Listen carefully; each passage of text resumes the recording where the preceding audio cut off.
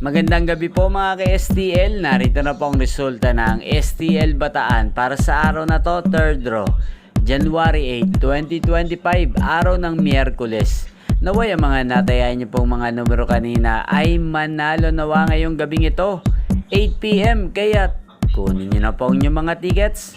Narito na po ang resulta.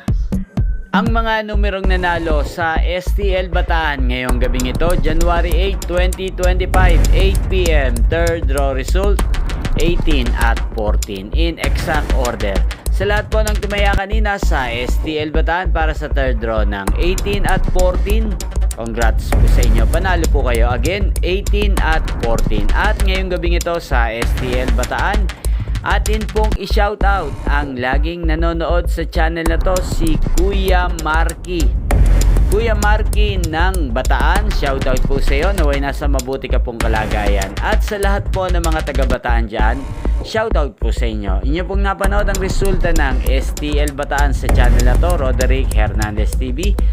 Magkita-kita pong muli tayo bukas ng alas 11 ng umaga dito po sa channel na to. Thank you for watching.